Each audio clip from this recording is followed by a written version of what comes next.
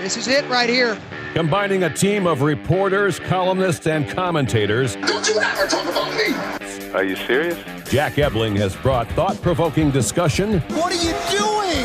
That's a damn coaching mistake! Opinion. The customer is the one who decides when the future gets here. Oh, no! The ship is on fire! You have to check the report. Are you kidding me? That game was fixed. And overall infotainment. I'll take Jim Harbaugh. What has he done? Crazy cootie coming at you. Quiet, please. In exactly 15 seconds, we'll be on the air. Thanks, big fella. Don't you ever come back here again. No arguments. Those are called ass tuners. So buckle up. You talking to me? It's time for The Drive with Jack Ebling. Yeah, for some reason or another, you sound a little taller on radio.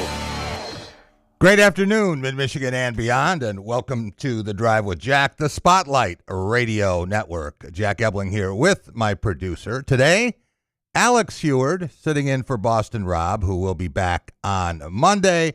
And we are just back from Chicago, where we broadcast 2 days from the Hilton downtown for Big Ten football media days. Alex, that was a great time.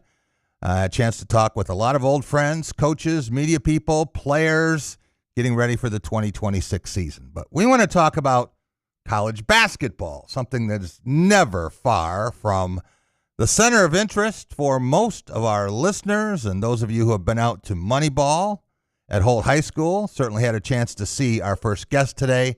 Anton Bonke joins us. Anton, how are you?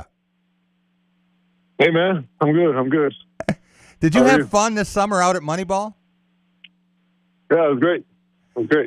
A lot of people who had not seen you, had not met you, enjoyed watching you play.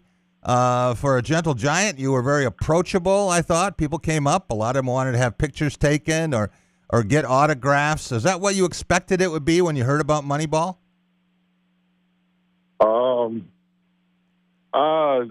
I didn't know what to expect. Yeah. That was cool for sure. Well, I'm thinking I only go back to 1969 with Michigan State basketball, so it's possible someone from a century ago could have been bigger physically. But between the height and the weight, you're not a string bean. You're filled out very well. Can you give us your height and your weight this afternoon? What is it? 7'2", 270 pounds. 7'2", 270, Alex, and he is all of that. And it's not a 270 that you see with some guys where you know it really should be 250, but it's 270. Not with Anton. What do you want to play at? Is that your playing weight? Sure. All right, great. Tell us a little bit about your background growing up. I don't think many people speak the language that you do. I don't think many people have been to your country. Tell us a little bit about that, if you would. I was born in the Netherlands, so people know that country. They do? They speak Dutch. Yeah. But I grew up on this island. It's called Vanuatu. It's right next to Australia, and they speak in some sort of pidgin English. So It's called Bislama. Okay. So, similar to English somewhat. Would someone from the United States be able to go to Vanuatu and understand a lot of the verbiage there? Some. No, not really. Probably Not really. Because they speak so quickly. Yeah. Okay. All right. So you were speaking Dutch, right, when you were born, and then you have your second language, your native language, but you're very fluent in English. I mean, we talked to you, and you sound like you've lived here your whole life for the most part. How difficult is it? Thank you.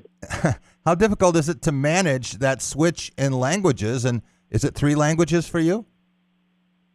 It is 4 if you count Bislama. Okay. But my mom put me in a bunch of different public schools. One French, one English. So that's how I learned the language. So I was already pretty fluent in English before I came to America, but obviously the slang and culture-wise, you guys speak a little different. Yeah. So I think that has affected the way I talk. Probably not for the better in terms of grammarly correct English, but yeah. Alex, I don't guess really detect a big accent or anything here. It sounds to me like, I'm just talking to a guy who, grew up in somewhere else in Michigan or Illinois or something like that. Was it always a goal of yours to come to the United States, Anton? Yes.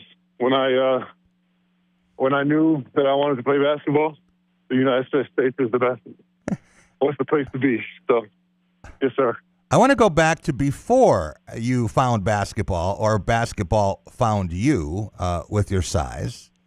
You had other sports that you pursued, and I imagine living on an island off the coast of Australia, water sports, strong, right? And you were involved in open water swimming, yep, and rowing. Tell us a little bit about that in terms of the Olympic, you were a training partner for that. And tell us a little bit about that interest. Yes, sir. I was thrown in the pool by my mom when I was 2 years old, so I was forced to learn to swim. This is not, she didn't do it by accident or anything. Yeah, and it wasn't literally throw in the pool, but you know what I'm saying. Sure, so sure. I learned how to swim. I'm a pretty natural swimmer. Okay. I've done that pretty much for a long, long time. So that's how that came about.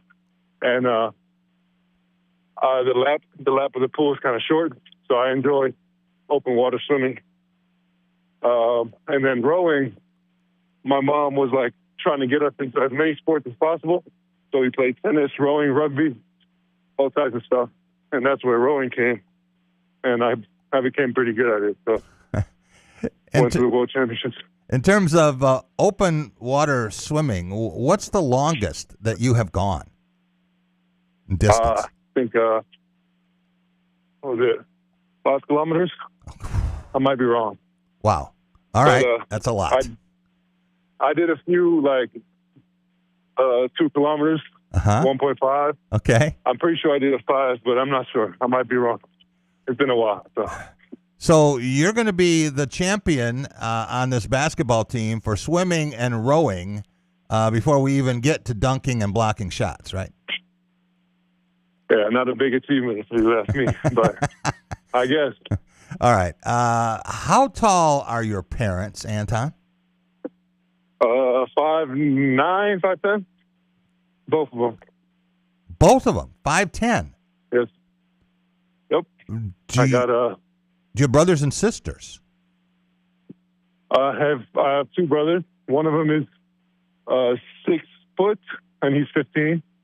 And one of them is 6'2", and he's 24. So you got all the height for the family? It all came to you? Well, I mean, my brothers are not short, but right. I guess. Yeah. I got lucky. Got a little fairy godmother. What's the best part about being 7'2", 270 pounds? Is it basketball? Being good at basketball? Yeah. Yes, sir. Yeah. What's the worst part of being that size? Tight spaces. Big spaces become tight spaces. And lots of pictures before you even do anything. You're like, oh, yeah. Yeah. So, what about everybody wants a picture. Flying on a plane? How difficult is that? I wouldn't know how it feels for you, so it's pretty normal for me. Okay. You know Okay, good. Let's talk a little bit about the decision to come to Michigan State. And yes. Tom Izzo was looking for a big, and he found one. He found a really big. And what did you know about Michigan State before your recruitment began? How much had you watched the Spartans play? We are the most watched team in college basketball. Yeah. So if that says anything, you guys have Cohen Carr and Jeremy Spears on your team. There you go. Who are a very dynamic duo. Yeah. Very enjoyable to watch. So I was able to catch a few games. I watched your, the sad exit against UConn. But yes. That specific year, so last year, I was very into college basketball. So I watched a lot of games. What was your take on Jeremy Fears? And were you thinking like, man, I could get so many lob feeds with this guy, or you had to be salivating? I didn't want to get my hopes up or something like that. Yeah. I didn't even foresee it. I was thinking about it. I was like, damn, imagine playing for Michigan State. That'd be sick. So it was definitely a dream. And Jeremy Fears is as good, if not better, than advertised. So he's a great, amazing passer. Well, you're pretty mobile. You get up and down the court. You certainly have quickness. You can get off the ground, and you're a quick jumper. But could you imagine having the 53-inch vertical that Cohen Carr has? I do. I have a 53-inch vertical. Oh, okay. All right. Well, that's. No, I'm just playing. That'd be great. That would be fantastic. You'd be scooping dimes off the top of the backboard if you had a 53-inch vertical. That's what I'm saying. I just stay in the air. I just jump from half court and dunk it. There you go. So in Moneyball this year, you had a chance to play with Carlos Medlock Jr., right, CJ? Yes, sir. Fantastic. Yeah. Freshman. What'd you learn about him? He is one heck of a scorer. Yeah. And one heck of a basketball player, that's for sure. And very enjoyable person off the court. He and Jeremy are going to be quite the tandem at the point guard position, and so many other new faces. You're just one of 6 debuting when you think about the 4 freshmen, right? That's going to be new. And then there was an outstanding player, Caleb Glenn, who couldn't play at all last year. So a lot of people are saying, wow, well, Michigan State has so many new faces. But those who have seen this team, there's really nothing lacking. As you look at this team, what's the best part about the 2026-27 Spartans? I think the postseason, experience that we're bringing back. Yeah. The ability of Tom Izzo to return his players, his valuable players. His obviously his impact to the team, how well he coaches, and how experienced he is with bringing players to that level. So, and then like you said, this incoming freshman class being incredible. People coming back from injury, and man, there's not one thing to describe how awesome we have it right now. Anton, you started your college basketball career, it was Eastern Arizona, right? Yes, sir. Junior college. And where you were growing up, imagine a lot of scouts hadn't seen you, didn't know much about you. Maybe they'd heard about you. What took you to Eastern Arizona? It's the only place that gave me a scholarship. I had a contact with, it's a long story, so I don't know how much time we got, but it is the only place that took me. Okay. So from there, took a chance on me. Well, that was a good chance. You wound up at Providence, right, in Rhode Island? Yes, sir. And they were. Go ahead. Yeah, go ahead. Sorry. No, go ahead. Tell us about Providence. They were. That's when my my recruiting kind of flew up a little bit. My first college game, I had 2 Division I offers, and then they kept rolling in.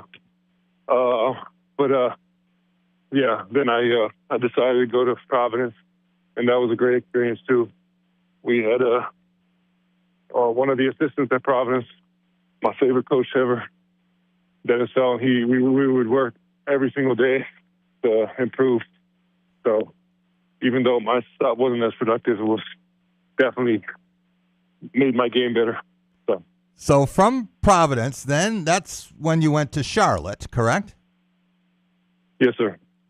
And we know you had some big games there. I seem to recall watching a game against Temple where you were all over the place. I think you had 25 points and close to double-digit rebounds.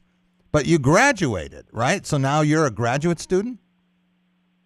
Yes, sir. I graduated in 3 years. So I graduated with a psychology degree. Yep. What about your grad studies here at Michigan State? What kind of classes are you taking? I will be beginning my master's in human resources. How interesting is that? Well, that's interesting if you like people, and it's obvious that you do. You can put all those skills to use. Do you remember the first time you met Tom Izzo? Yeah, it was on a phone call. Or do you mean me face to face? No, it's the first time that he contacted you or that you had a chance to talk with him. Well, that was on the phone?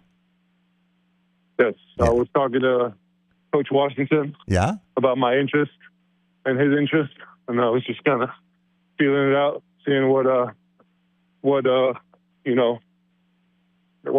interest level was. Right. And then he was like, "Yo, we're about to get in a meeting. Tom Izzo is right here." I'm like, "Oh, okay. I'll let you talk to him." I'm like, "Okay." And then hands me the phone, and I hear Tom Izzo's voice, and I tell him, I just start talking. For me, it's a surreal feeling to talk to a Hall of Fame coach. So, right. But it was a great conversation, and that's how it started. You may have a greater height advantage over your head coach than any player playing college basketball this season. Imagine the first time you stood next to him, you kind of realized that, right? Yeah. No, I mean, his personality is big enough. Yes. So he'll manage. He can be intimidating. I'll tell you. Have you had a chance to be on the receiving end of the full brunt from him yet?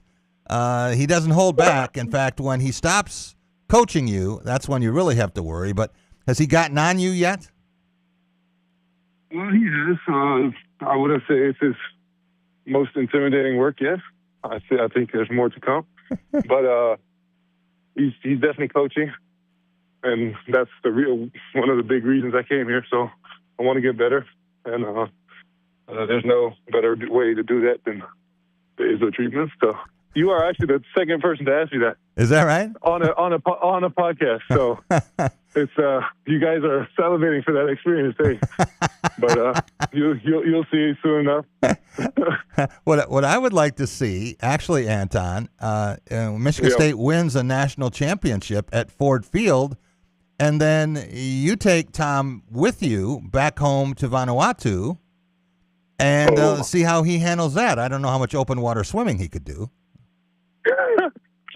Oh man, the flight is incredibly long. I don't think it's worth his while, but that would be incredible.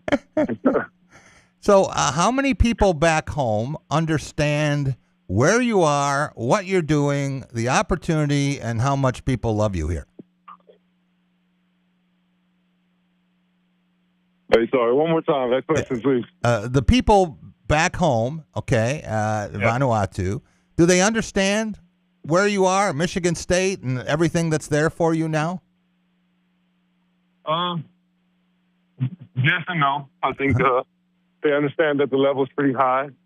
They don't understand how high it truly is and how incredible this opportunity is. Not many people watch college basketball back home. Right. Not a big thing. If they watch basketball at all, it's probably the NBA. So yeah. College is an untouched territory. There are definitely my friends that follow me that do know how impressive it is and cool. So, yeah, if that answers your question. Well, I've watched you operate close to the basket. You have a good shooting touch.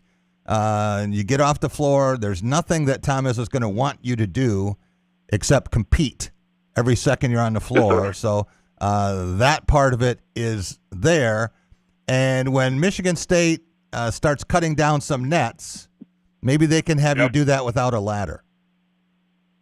That would be pretty cool. We actually have two players that would be able to do that. That's right. So, you and Ethan, right? Yes, sir. Ethan Taylor? Yes, sir. Ethan Taylor. Tell me about Ethan and Jesse McCullough, Anton, and the three of you, the three bigs for Michigan State. And I guess Cam Ward also could slide in there in certain situations. But you, Jesse, and Anton all have different strengths to your game. But put you three together, and that could be quite the group at center. Yeah, yes, sir. Indeed. Those are my post brothers, so we go after it and practice every day. They're incredibly talented, all three of them, all two of them, both of them. Yeah. So different strengths, like you said. Jesse brings the experience of being here for 3 years. Right. Ethan is an extremely gifted freshman. Yeah. Very talented as well. So Jesse can really shoot cool. the ball. He's a very good outside shooter for someone his size, but you can shoot the ball too. I've seen you make 3-point shots. In terms of the one thing, Anton, that you would most like to improve on in the next few months, what's the one area of your game you're working hardest at?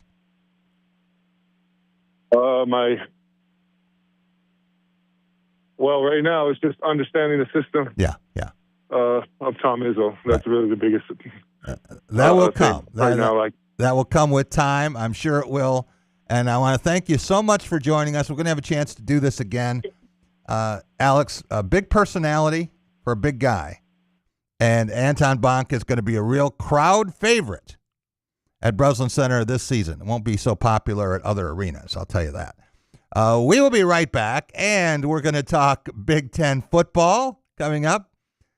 Adam Rittenberg of ESPN will be joining us. Adam, of course, was a fixture at Big Ten Football Media Days. We'll be talking with him, and then Connor Earegood from the Detroit News, who was there covering the Spartans. Their day was Wednesday at the Hilton. We'll be right back on The Drive with Jack. Jack Ebling here with my good friend Matt Sloan at Graph of Okemos. Spring is here, and so is good news for lease customers. You got that right, Jack. Pretty exciting news, both at Nissan and Chevy. We have a lease pull ahead starting right now. So if you're bored with your lease, too many miles, close to too many miles, you just want to get out because of a high payment, bring it in. We'll get you out of your lease and get you into something more exciting. Stop and see Matt and the gang at Graph of Okemos. They're making friends. So, it's been a while since you've had your jewelry cleaned and inspected, right? Where will you go and who will you trust with your most valuable and treasured heirlooms? At Meadowar Jewelers' 4 locations in Lansing, Okemos, Jackson, and Portage, jewelry isn't just our job, it's our passion. Each and every piece entrusted in our care is thoroughly inspected by our trained staff against damage or normal wear. And we offer you, our customer, the highest level of quality on repairs and custom designs. Whether it's worn out prongs, channels, or shanks, it's all handled with incredible care. Meadowar Jewelers in Lansing, Okemos, Jackson, and Portage want to help you preserve your memories and offer you options on creating new ones. Come in today for the cleaning and inspection of your jewelry. We continue to work hard every day to earn your confidence and trust. Dean Transportation is looking for compassionate people to join our team of school bus drivers and attendants. Visit deanjobs.com to see all openings. Dean Transportation provides paid training to obtain a commercial driver's license, increased starting pay, comprehensive benefits, and flexible schedules with no weekend shifts. No experience needed. Apply today at deanjobs.com and train for back to school season. That's DEAN jobs.com. Jeremy, I gotta ask, how do you always know where to go on the weekends? Easy. One North. It's basically my cheat code. What's going on there? Live music every Friday and Saturday night, DJ trivia during the week. There's always something happening, Jack. So I don't have to keep texting you for plans? Nope. Just follow all 3 One North locations on social media. Lineups, times, everything's right there. That might actually simplify my life. That's the goal. When you're looking for something to do, One North's the move. All right. See you there this weekend. Are you passionate about college sports? Foster Swift Sports Talk is your go-to podcast dedicated to addressing the hottest topics in college athletics, including recruiting practices, NIL, the trade portal, collectives, and revenue generation. Join us as we bring you insights from student athletes, college head coaches, administrators, and other industry leaders as they share their experiences in this rapidly changing arena. Our mission is to share information and help educate student athletes, parents, coaches, and other stakeholders with the knowledge, resources, and strategies they need to to make informed decisions and maximize each college athlete's potential for long-term success. Check out our latest episode. We're joined by Michigan State basketball players Andre Hudson and David Thomas to discuss their playing careers and also being parents to elite athletes. Like and subscribe to our YouTube and Facebook pages to watch all of our episodes, or you can give us a listen on any of your favorite podcasting platforms by simply searching Foster Swift Sports Talk. Until next time, I'm your host, Dave Russell. Just minutes from Petoskey, Harbor Springs, and Mackinac City, golfers will find Northern Michigan's hidden gem on Maple River Road in Brutus, the Hidden River Golf and Casting Club and Travato Restaurant. The course offers one of Northern Michigan's most memorable golf experiences, and Travato completes your day with exceptional dining. For tee times and dinner reservations, go to hiddenrivergolf.com. That's hiddenrivergolf.com.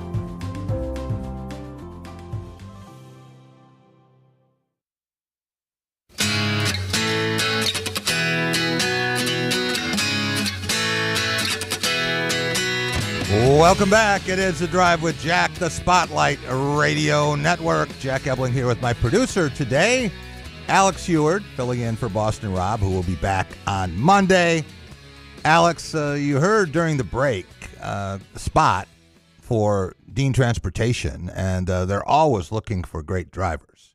I can tell you that I now know 3 people who have left their jobs and gone to work for Dean, and 2 of the 3 said it's the best place they've ever worked, and the other one hadn't been there long enough to come up with that conclusion yet. But I think there's a good chance he will.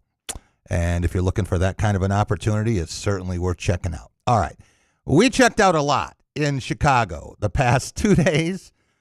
Big Ten kickoff days and media days, something I've been doing since the mid-1980s. And while I was there, I had a chance to see a lot of old friends and some respected colleagues, among them certainly Adam Rittenberg of ESPN. Adam, how are you? Jack, I'm surprised I fit into either of those categories, but you certainly do for me. So great to see you as always, and obviously good to be with you. Well, how many Big Ten media days have you had a chance to cover? Well, I went to school at Northwestern. I was a student reporter there. So I had a couple of there, and then as a professional, I would say at least 20 to 25. So probably around 25 total. I missed a couple of years with various things. But I would say about 25 in my career. What was your senior year in Evanston? 2003. You're dating me now. This is I'm not getting any younger.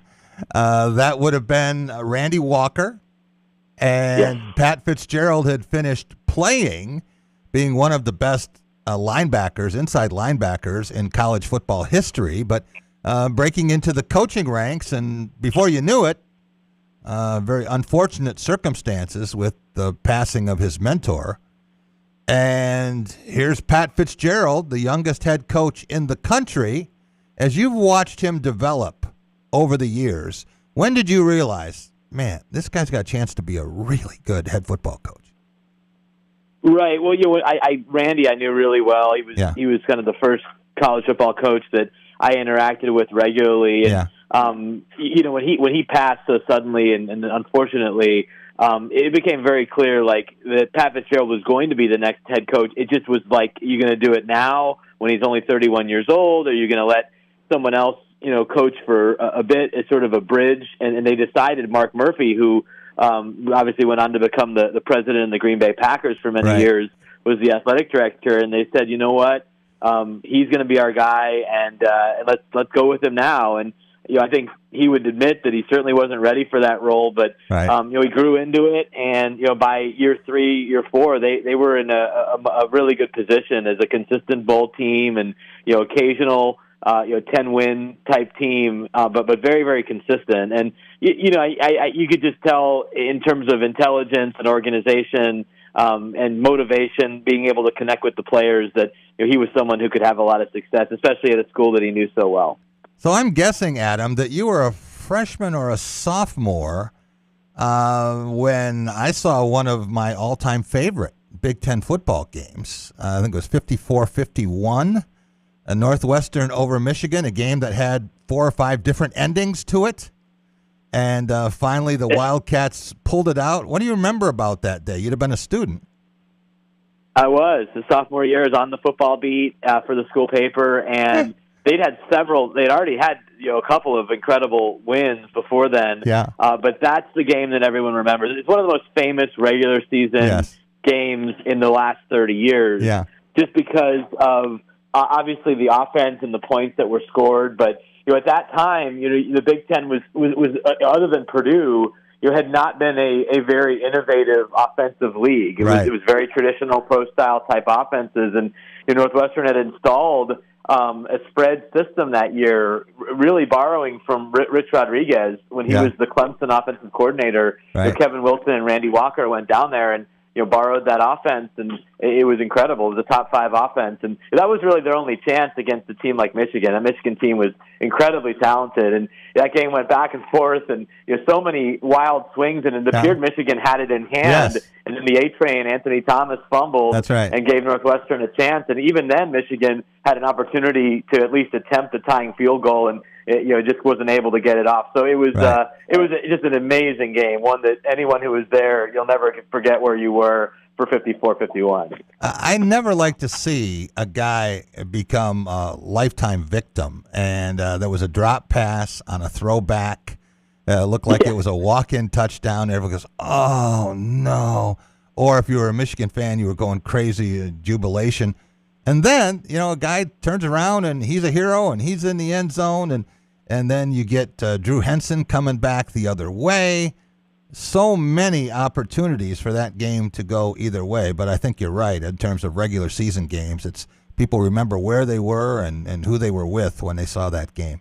When you saw what Pat was doing at Northwestern, and it's not like the Purple hadn't been to Pasadena. That happened when he was a player back in his junior year. Of course, he couldn't play because of the broken leg, but he was certainly the key part of that defense. And then coming back the next year, that was all Gary Barnett, and then Randy Walker from there, and then Fitz. I got to tell you, Adam, there was a period of time just when Gary Barnett got there that people said, well, Northwestern will never, ever get to Pasadena. They'll never play for a championship. In fact, I don't know if you know Steve Grinzel. He was a writer in Michigan for a long time. I actually said, if Northwestern ever gets to the Rose Bowl, you can have my house. And he knew where I lived, so he didn't take me up on it. But it was one of those all-time great stories and great surprises.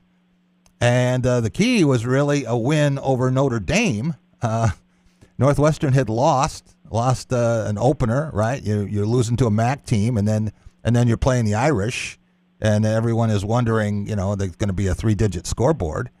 And then Northwestern wins, and the next thing you know, belief can be a miraculous thing.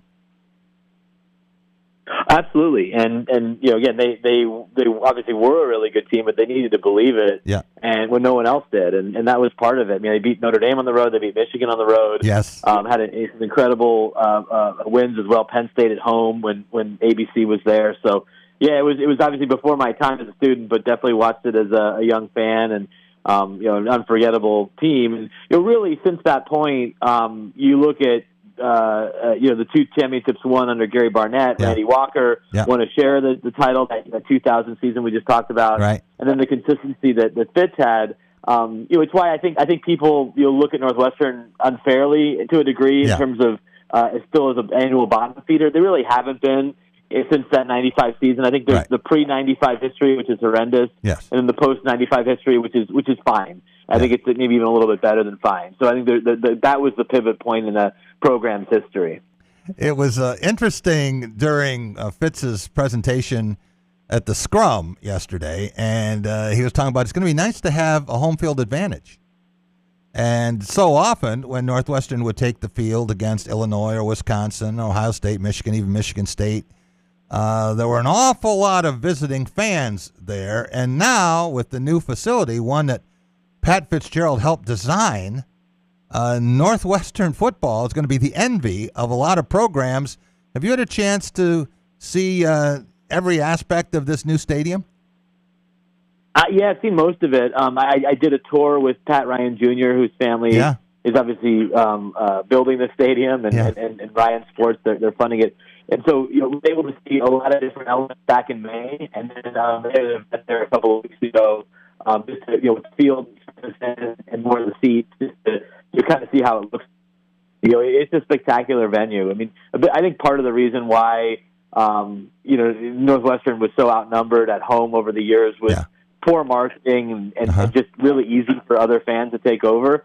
That might happen, and it's a free market, how it goes, but I think it should be a lot harder for that to happen in this new facility, and part of that is how they play, and they've obviously got to play a much more exciting style, and we'll see if they do that with Chip Kelly coming in as the offensive coordinator. But I don't think Pat's lying about home field advantage. They didn't have one very often, but ideally for Northwestern, they'll have that more in the future. And when you think about the enrollment for Northwestern University, what do you think it is now, Adam? How many students? Ooh. It's somewhere in the I don't know exactly, somewhere in the 7,000 to 10,000 undergraduate range. Yeah. I don't know that for sure, but it's obviously much smaller than the other Big Ten schools. As a private school, and one that just isn't built to accommodate 15, 20, 30,000 students like Michigan State and Ohio State, and Michigan and Iowa, and some of these other schools. So it's obviously a little smaller. About 1/8 the size of the behemoths in the Big Ten, but I've said this before, not just because you're on with us now. I don't think I've ever met a Northwestern nitwit. It takes a lot to get into Northwestern, and the academic standards. There were players that they would love to have recruited and couldn't, and guys like Jordan Marshall I talked to yesterday, and he said that he loved Northwestern and he loved Pat Fitzgerald at the time, but he said that he just wanted to play for championships, and he thought Michigan gave him the best chance to do that. But I think that most people who have graduated from Northwestern University are happy about it for more than their 4 years of play. It's a special place. Yeah, no, I mean, there are nitwits out there. I think if you look hard enough. But, no, it's obviously a different type of school. And I think that's what's so interesting to see if they can, shift the mentality. And, talking with David Braun, their current coach, they believe that with the investment in this facility and in the roster and, hiring a coach like Chip Kelly to coach offense, their new president who came in from Purdue, they're very excited about, has a much better mentality towards athletics than they've had previously. So, they're hoping this is another one of those moments that they can kind of, still excel in all those areas that they always have as an institution, but also, try to put their best foot forward athletically. They've done it in the women's sports. I mean, they're one of, I think, 2 Big Ten schools to have multiple national championships in this past calendar year. UCLA was the other, and then Northwestern with lacrosse and field hockey. So they've excelled in those sports.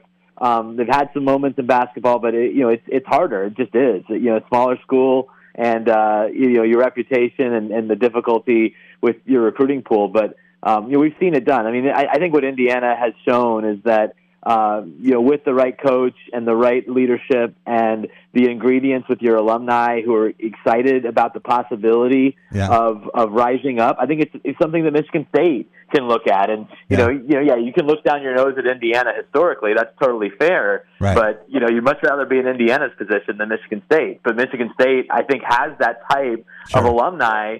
Do they have the coach? Do they have the leadership? Do they have all those other ingredients to once again get back to where they were, about 10, 11 years ago, where they were one of the top programs in college football? There was a period of time, and a lot of people don't believe this, that Michigan State won 41 out of 46 games. They were 41-5 over a span touching on 2 seasons, but 2 seasons, but then 3 others from 2013 to 15 under Mark D'Antonio. And Pat Fitzgerald has a lot of work to do, but he certainly has everyone here motivated, Adam, and the energy, the passion. I think a lot of people are excited about what Michigan State football can be again. Yeah, and that's a big part of it, right? Michigan State's really been through it the last, it's really since the end of of Coach D'Antonio's tenure, other than the brief excitement in the 2021 season with Mel Tucker. It's been turbulent and tough, and at a time when the Big Ten's only gotten more difficult. And I think that's the part where I think patience is really needed.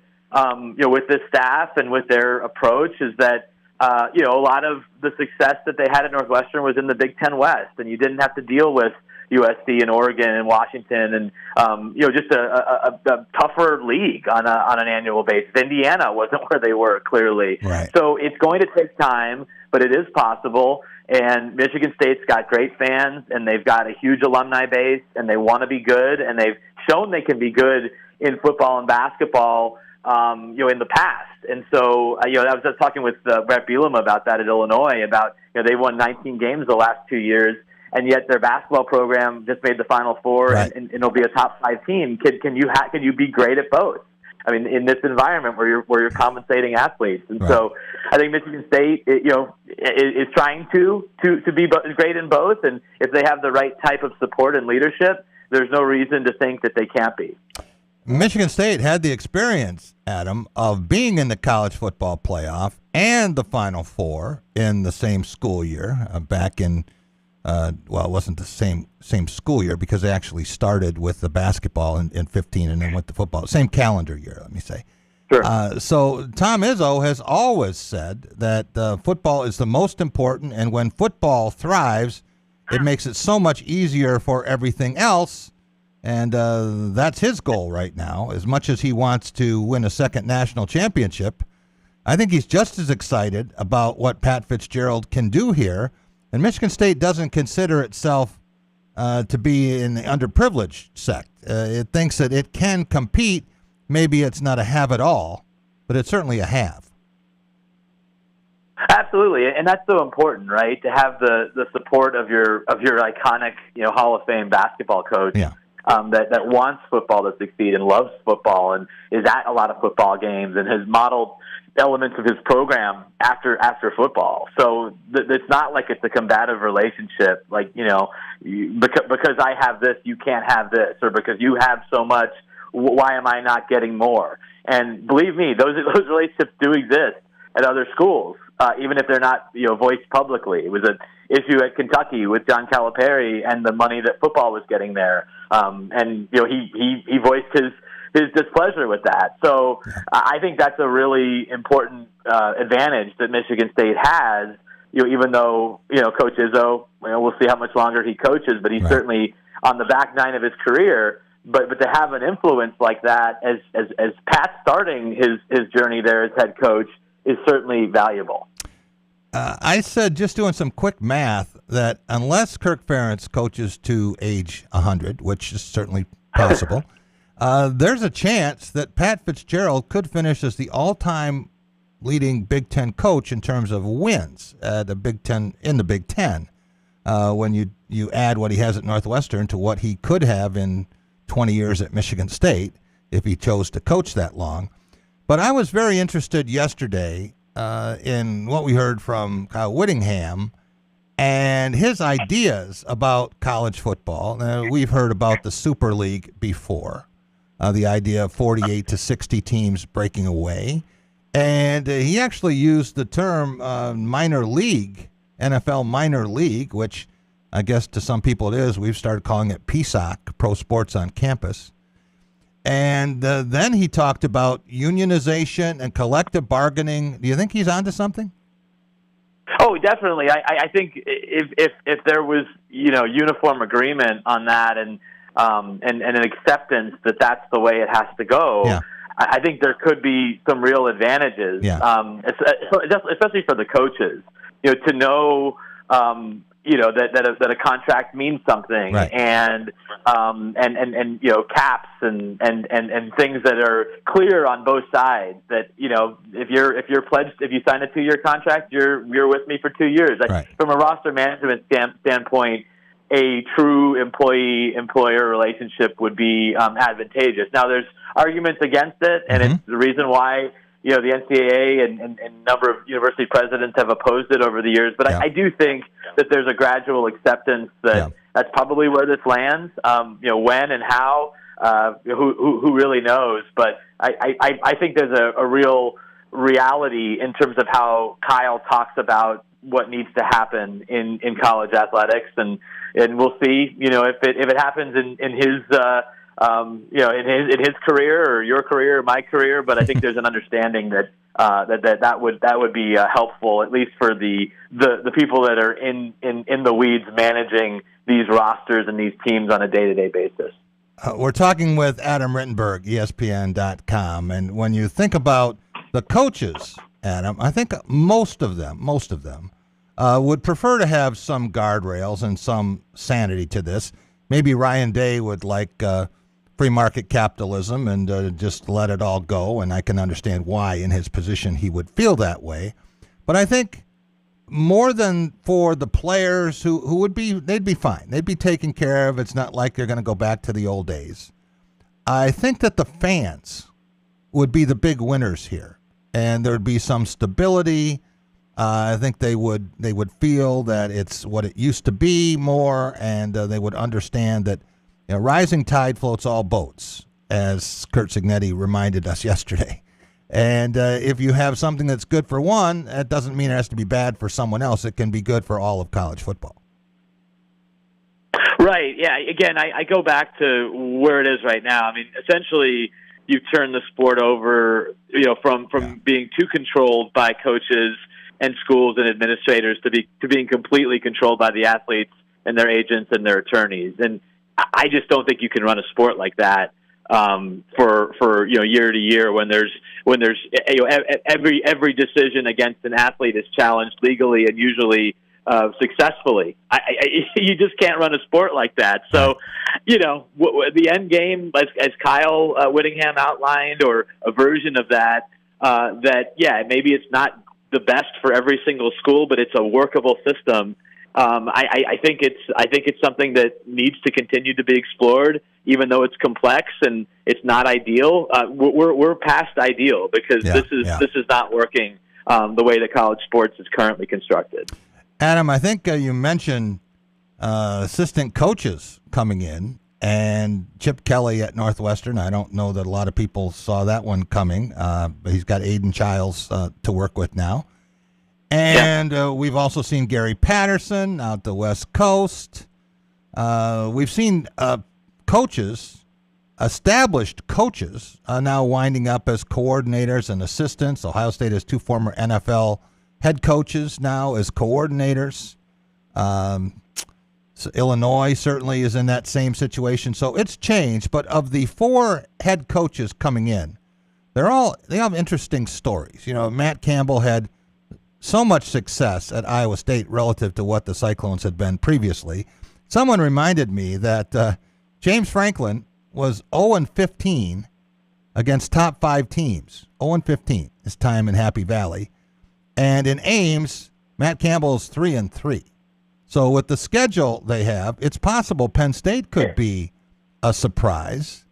We know that Bob Chesney out at UCLA, they think that they found their guy that's going to awaken that program, and certainly there's plenty of talent out in Southern California to draw from. We talked about Pat Fitzgerald, and Kyle Whittingham. He's got a quarterback who says he's the best player ever produced in the state of Michigan. We didn't quite see that last year, but maybe we will this year. Of those 4 coaches, which one do you think will have the most successful, not the most wins, but the most successful debut in the Big Ten? See, you qualified that at the end, so now it's an interesting one because I do think Matt Campbell will have the most wins. Yes. I think they have a team, especially with so many veteran players brought over from Iowa State who are familiar with Matt and his staff, many of whom joined him there in State College. They're going to win some games, and their schedule certainly lends itself, without Ohio State, Oregon, or Indiana on the schedule. They've got USC at home. They've got Michigan on the road. They have Northwestern in that first new game at Ryan Field. But, there's a lot of winnable games for them. But, who has the most successful year? Yeah. That one might be Bob Chesney. Yeah. And I think I'm really a believer in him and his approach. I love how personable he is. Yeah. I was giving him a hard time because he looks like a West Coast guy. And I'm like, are you sure you're from like the coal mining territory? And he left, and we were joking. I was like, where are you living? He's like, well, I live east of Westwood. And then he kind of just like smiles and looks down and said, I'm in Beverly Hills. And he's almost embarrassed of it.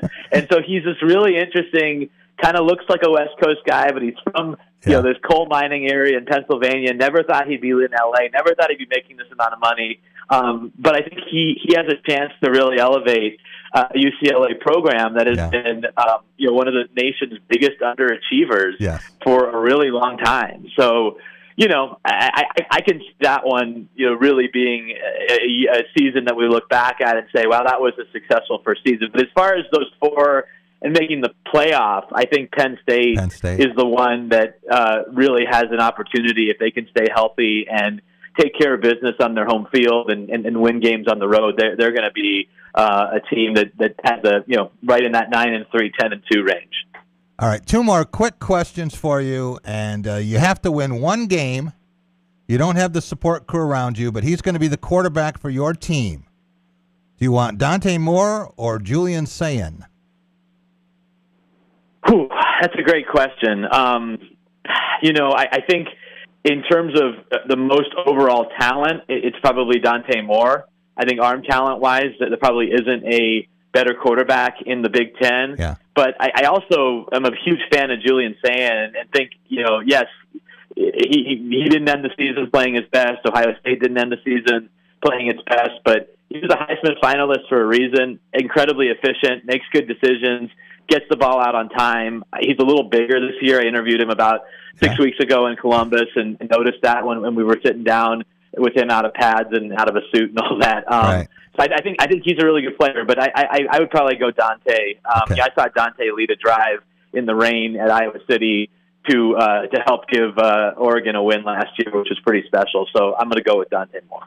All right, last one, Adam. Who meets in the national championship game and who wins it? Wow. Yeah, I think it could be Oregon, but they obviously have struggled to avoid those big playoff losses. I do think the SEC has a pretty good chance of getting back this year. It feels like an all-in year for a team like Texas. Maybe it's Georgia, but I think Texas is a team that will get back to the playoff and likely advance. And it might be Notre Dame, Jack. I mean, Notre Dame is really talented. Yeah. Now, they won't be as tested as some of these other contenders. Their schedule, once again, obviously you got Michigan State, Purdue, Wisconsin. None of those teams are projected to get to the playoff. Right. And, they have Miami and SMU in the ACC, but, those games are at Notre Dame Stadium, and they don't have a USC. They don't have another BYU on the road is probably their toughest road game. So I kind of like Notre Dame to get to the national championship game, probably against the Big Ten or SEC teams.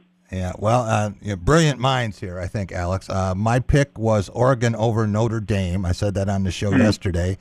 But what I would really like to see, Mike Griffith from Georgia. Yeah. So we're talking back and forth on the Big Ten versus the SEC. And I said, this is a year where the SEC is going to get back in the national championship game. But the game is going to be Oregon, Ohio State, and it's going to have an all-SEC officiating crew. Oh, wow, there you go. I like that. That would be another tough one for the folks down south, as Kurt Signetti was rubbing it in a little bit yesterday. He was, as only he can do. Adam, thanks so much for joining us. Really appreciate it. Can't wait to see you during the season.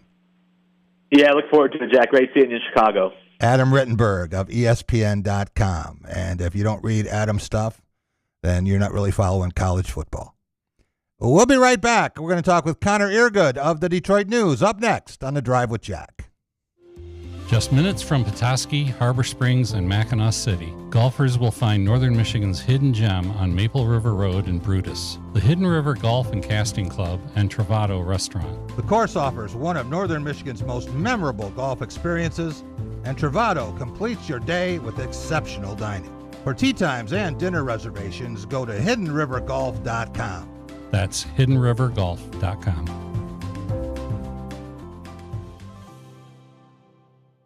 Dean Transportation is looking for compassionate people to join our team of school bus drivers and attendants. Visit deanjobs.com to see all openings. Dean Transportation provides paid training to obtain a commercial driver's license, increased starting pay, comprehensive benefits, and flexible schedules with no weekend shifts. No experience needed. Apply today at deanjobs.com and train for back to school season. That's DEAN jobs.com.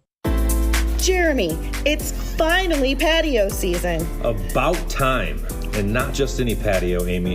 One North patios. We're talking sunshine, cold drinks, and that perfect I should have left work early vibe. Lansing, East Lansing, Jackson, each one has got its own patio personality. Whether it's brunch in the sun, happy hour with friends, or late night cocktail under the lights. It just hits different outside. Great food, craft drinks, and plenty of space to kick back. So grab your crew and claim your spot. One North Kitchen and Bar, your table's waiting. Outside. Let's go.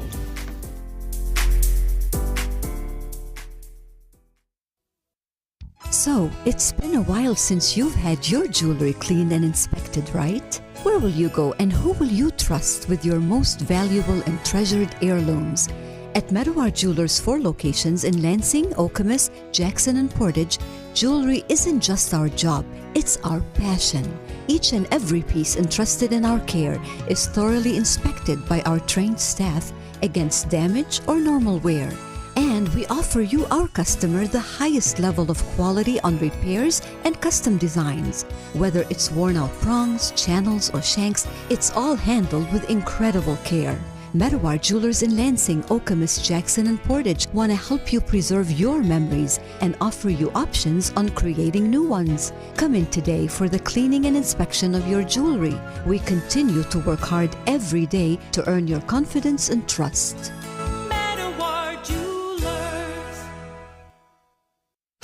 Jack Ebling here with my good friend Matt Sloan at Graph of Okemos. Spring is here, and so is good news for lease customers. You got that right, Jack. Pretty exciting news, both at Nissan and Chevy. We have a lease pull ahead starting right now. So if you're bored with your lease, too many miles, close to too many miles, you just want to get out because of a high payment, bring it in. We'll get you out of your lease and get you into something more exciting. Stop and see Matt and the gang at Graph of Okemos. They're making friends.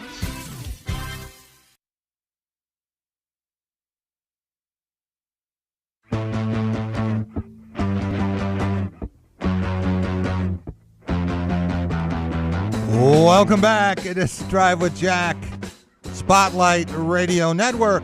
And Jack Ebling here with my producer today, Alex Heward. Great job, Alex. The theme here of the week has been Chicago. Want to welcome in Connor Earegood of the Detroit News, guy we saw at the Hilton Hotel for Big Ten Football Media Days. Did you do a quick in and out and back home again, Connor? Yeah, so I actually the beloved Texmobile that I've been driving since I got on the beat is taking a crap on me, so had to limp it back in the wee hours of the night after media day. But I was there, and you can read all about it at DetroitNews.com. So yeah, go ahead and check that out and make a sketchy drive home worth my while. The Detroit News doesn't have a company car or a limo or a private plane that could have flown you to Chicago, right? Well, I needed personal car mileage. There you go. I got you. I probably could have flown the connector from Flint, but it actually would have cost like $400. So yeah, that wasn't an option. So nope. The Kia had its last run, went through quite a few big road trips. So looking for a new car. Talking about road trips, you are everywhere. I love that. I love the fact that wherever I show up, there's a good chance Connor Earegood is going to be there. But are you the only Big Ten beat writer now living in Flint? It's a great question. I think so. I don't know of anyone else that's living here. Otherwise, I'd be networking. But yeah, no, I'm still in Flint. Love living here. It's my hometown. Don't plan on moving. There you go. Let's talk about Michigan State. Try to do some moving after last season, 4-8. And you can look at that a couple different ways, Connor. You can say it was really a terrible football team, Or you can say should have won at Minnesota, should have won at Iowa, in which case it would have been in a bowl game, and we don't know where Pat Fitzgerald would be if Jonathan Smith's team had won 7 games. I don't think that the university administration wanted to fire him, but didn't feel that it really had any choice, especially after watching the way those 2 games ended. Sometimes things that are disappointing can be a plus. I look at this again for Michigan, and with what happened to Sharon Moore, they might have found something in Kyle Whittingham, and what looked like chaos might turn out to be the best thing that ever happened to the Wolverines. Yeah, I think he missed a lot of notes when it came to the Ohio State rivalry, and sort of ruffled some feathers with the Urban Meyer references. Yeah. As someone who went to that school and someone who's watched him for a really long time, Urban Meyer is not the guy that you want to invite to practice and appease some fans. But no, in terms of a ball coach, he's certainly far better than Sharon Moore. Probably not going to lead you to much scandal, too, having been in a place like Utah where, there's a bit more of a keen eye on scandal, right? And maybe some higher standards when it comes to morality with some of the religious groups in that state. But no, I do think both schools, it's interesting. Like, I feel like both coaches are an upgrade for each school. But I do wonder about the fit of Whittingham. I think Fitzgerald said all the right things in Chicago, and I think really fired up the fan base. So it'll be interesting to see how that evolves. And once losses start to happen, sort of how people view things. But so far, the early indications are Fitzgerald, is a good cultural fit for what Michigan State fans want to see, especially when it comes to sort of placement in the Big Ten and tradition. He certainly understands rivalries, too. Connor, go back and look at his record against Illinois and Iowa, which is a rival of sorts for Northwestern. Pat Fitzgerald certainly has a son there, has a lot of respect for Kirk Ferentz and a lot of respect for staff, since he now has LeVar Woods working for him as special teams coordinator. But if you look at rivalries around this conference, it's very clear the game that Michigan State fans want to win. It isn't close. Yeah. But for Michigan, they want to beat Ohio State, and a lot of that has to do with the ramifications. That game has meant so much historically for bowl games and championships. But they don't want to lose to Michigan State because they have to hear about it all the time. You think most Michigan fans, unless there was a championship at stake in the final game of the season, would rather beat the Spartans or the Buckeyes? Oh, the Buckeyes, without question. Okay. But you can have two rivals. There's nothing saying that you can't have rivals. The whole Big Ten is full of rivalries, right? Right. Think of Indiana. Penn State, there's a trophy at least for Michigan State. And I would argue that Michigan State has a bit of a rivalry when it's good with Ohio State, because usually there's some championship tangles that go on there. When you look at the Big Ten, when you have so many historic teams and so many decades of teams being relevant at different times and fighting through each other to make championships and, some real stakes, right? If you're a good football program and you do have a history like Michigan State, like Michigan, like Ohio State, you're going to have some people that don't like you, and you're going to have some people that you want to beat. And so I do think Michigan fans probably want to see Ohio State lose to them and would maybe take a loss to Michigan State if it meant beating the Buckeyes. But, hey, I remember when, Mark D'Antonio was coach, the decade of dominance when Michigan could hardly buy a win off Michigan State. Right. And those are bleak times for that fan base. So, I do think it matters. You do have to take care of both, right? Yeah. But for Michigan State, you really only have to worry about that Michigan game if you're Pat. You could go 4-8, I think, as long as there's a win over Michigan. You go 3-9 as long as there's a win over Michigan. I think fans are more happy than they were, a year ago, 2 years ago, 3 years ago. So I do think the gateway to success for whoever the next coach would be, or obviously Pat now, but sort of any coach at Michigan State, the gateway to success is beating Michigan. Connor, I used to argue with George Perlis about this, and one of his famous phrases was, "They all count one." And I understand why you would say that, because you don't want your players to take anyone lightly. You want them concentrating on every game. But I said, that's really bullshit.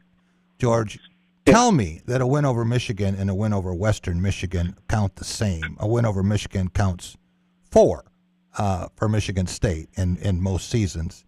But you look at Notre Dame, a team that was probably Michigan State's number 2 rival for many years, and some years when Michigan was down, it was the number one rival, again, because of the national ramifications.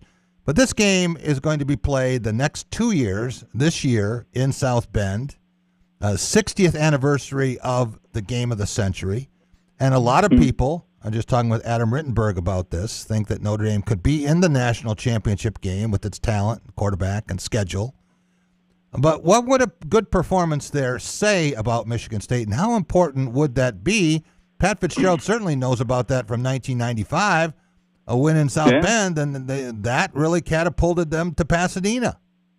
Absolutely, and I do think with Notre Dame, right? It's a rivalry out of respect.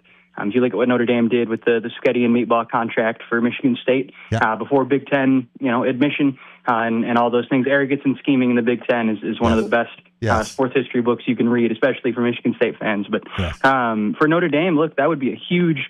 If that game is competitive, if that game is close into the second half, I think would be a huge nod of confidence where when Michigan State was an underdog last year, when it didn't have the same talent level as another team, you saw that going into the second half. Holy moly, did you see that? I think of the USC game, right?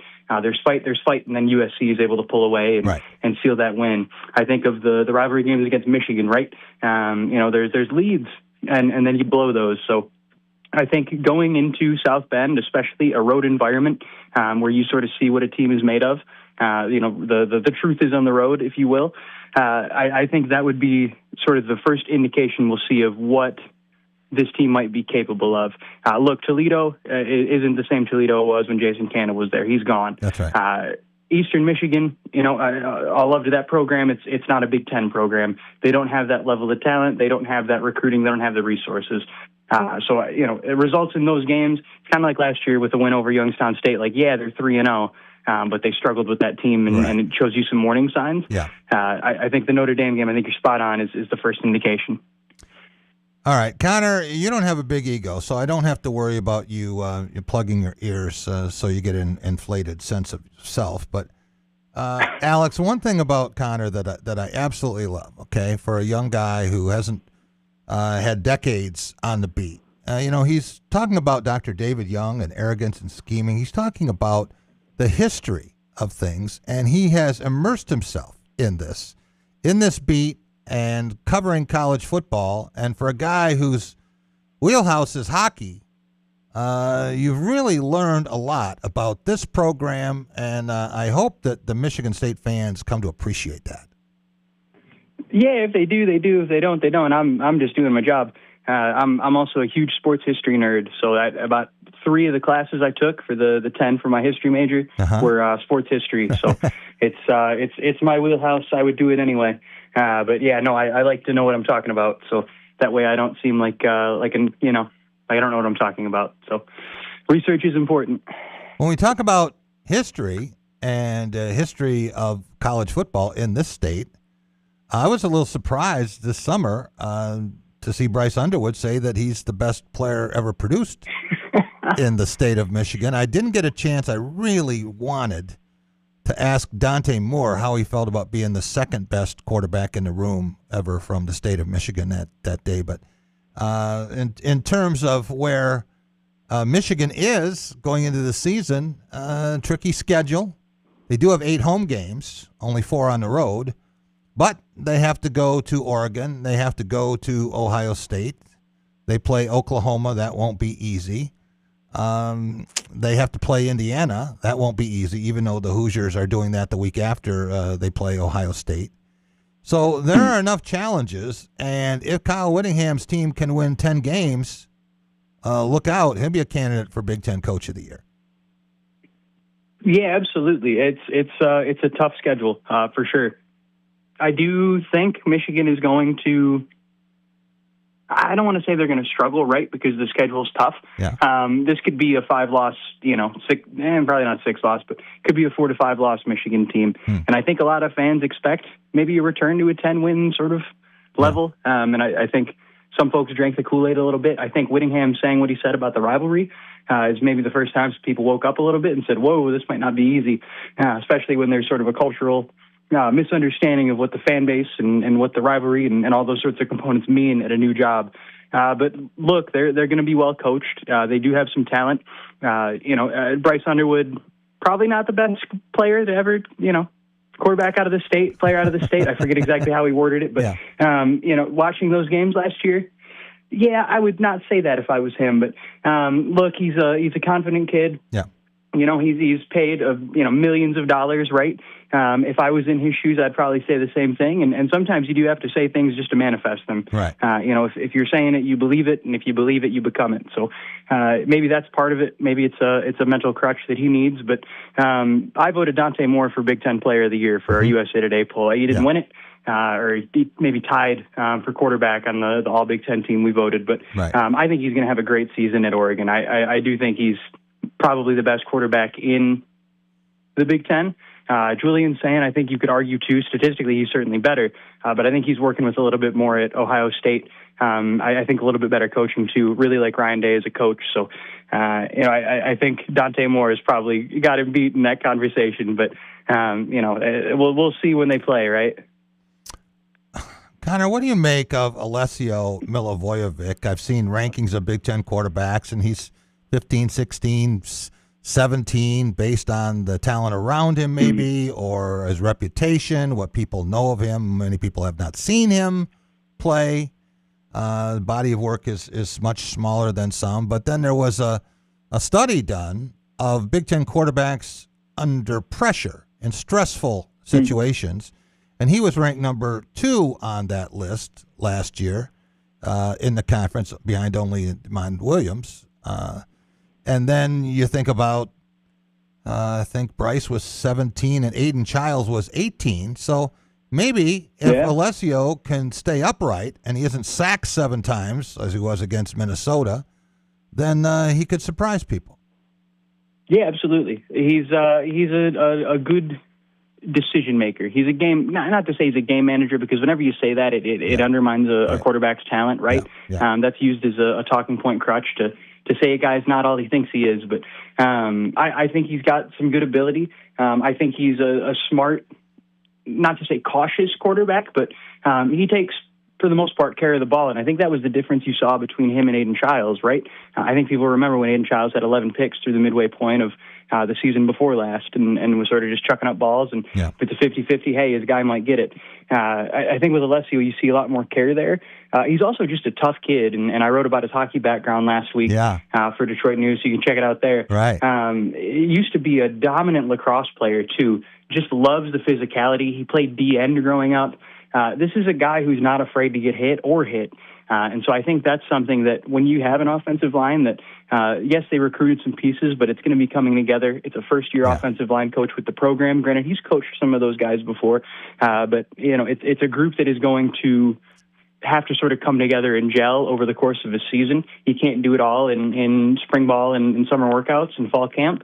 There's going to be a lot of growth to be had there, and I think he's a quarterback who is sort of made to fit into that, right? I'm sure he doesn't want to get touched, and a clean jersey for him would be tremendous, not only for the equipment managers for his own health, but I think if he's able to get a little bit of time and space, I think we're going to see him show off some of his arm talent, some of the more abilities that are in his game that made Jonathan Smith recruit him in the first place, sort of at the end of the recruiting cycle. Connor Earegood of the Detroit News, our guest. Connor, I want to switch sports for 1 minute and talk about college basketball. And Moneyball is now over for 2026. We know what Moneyball is. It's a community showcase. It's a feel-good event. A lot of people love to come and watch new Spartans and get autographs and that whole thing and watch spectacular dunks. But last night in a very competitive semifinal game, I was getting updates on this on the way back from Chicago. Josiah Jervis decided that this game mattered and hit 9 3-pointers and had 42 points in semifinal, maybe upset. And then in the championship game, his teammate Cam Ward took over, and they were down 13 points against Jeremy Fears and company and came back, and Team Fago won the championship. I guess it's just more testimony that this team has so many guys who on a given night, I wouldn't be at all surprised if it had 8, 9, or 10 different players lead the team in scoring. And we just had an interview at the top of the show with Anton Bonke. And he is so mature and intelligent, and he's going for his master's degree. Already has his bachelor's in 3 years. And listening to him talk, I just can't wait to see how he interacts with Tom Izzo through the course of the year. We know what a photo of the two of them would look like. But do you know about his swimming prowess? Have you heard that story? No, I haven't. He became an open water swimmer, one of the best, not far off the coast of Australia, and he'd swim 5 kilometers. Also a rower, and I'm wondering if anyone has ever swam 5 kilometers with fewer strokes taken, because I would like to measure how many strokes he would have to take to go 1,000 meters. He couldn't do it in the pool. He was too big for most of the pools there. So he said, we're just going to go into the ocean. And that became a passion for him. Yeah, I mean, he's probably doing it in fewer than me, right? He's got a foot on me. So, and I'm not a short guy. Right. Not tall either, but I'm tall, 6'2", whatever. Yeah. No, 7'2" and 260, man, and he moves. Yeah. And he's very... chiseled is a word that's thrown around when you see a guy who has low body fat, but he is a very chiseled young man, and I think has only gotten more so at Michigan State. And that is going to be, I think, key for him is the physical component, right? Every coach that joins the Big Ten, the first thing you hear them say about at the end of the season is that they need to get better in the front court. Right. And they need better athletes, better, tough physical young men who can sort of hack it in a tough league, right, where the front courts have always dominated. And you've had good point guard play, some very notable players, but the front courts are what are going to take you far. So that's something that I think he's going to be able to help out at. I really liked seeing him throughout the summer. Yeah. Obviously, he's 7'2", and no one is physically going to match him except maybe Ethan Taylor, but then he's got so much experience and size on him. I do wonder what he's going to look like when he's playing real Big Ten front courts, right? And obviously he's going to play some talented teams in the non-conference slate too, but he could be a really, really big piece for them, and it just overall, right? Not just, filling the shoes of a Carson Cooper, but also being a contributor in himself offensively, off the roll. His ability to be a defender is the big question mark I think people have coming from a mid-major to the Big Ten. And Tom Izzo is probably going to be working on him there. So, we'll see. Well, we decided that his goal for this season should be to snip a championship net at Ford Field without using a ladder.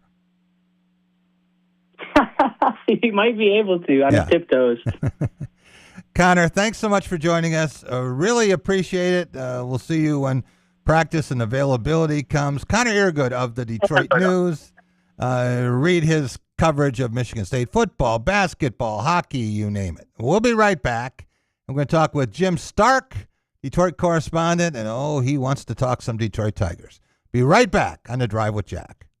Dean Transportation is looking for compassionate people to join our team of school bus drivers and attendants. Visit deanjobs.com to see all openings. Dean Transportation provides paid training to obtain a commercial driver's license, increased starting pay, comprehensive benefits, and flexible schedules with no weekend shifts. No experience needed. Apply today at deanjobs.com and train for back-to-school season. That's DEAN jobs.com. Jeremy, what's the move when the kids say they're bored? Easy. Family fun night. Every Tuesday at 1 North. Free kids meal with every entree, so dinner is handled. And we're not just talking crayons and paper menus. Nope. We've got Battleship, Uno, all the table game classics. Plus, all the big stuff, Amy. Giant Yahtzee, Connect 4. It's basically game night leveled up. Kids stay entertained. Parents actually get to relax. It's a win-win. Great food, family vibes, and a little friendly competition. Family fun night at 1 North Kitchen and Bar. Come hungry and ready to play. Just minutes from Petoskey, Harbor Springs, and Mackinac City, golfers will find Northern Michigan's hidden gem on Maple River Road in Brutus, the Hidden River Golf and Casting Club and Travato Restaurant. The course offers one of Northern Michigan's most memorable golf experiences, and Travato completes your day with exceptional dining. For tee times and dinner reservations, go to hiddenrivergolf.com. That's hiddenrivergolf.com.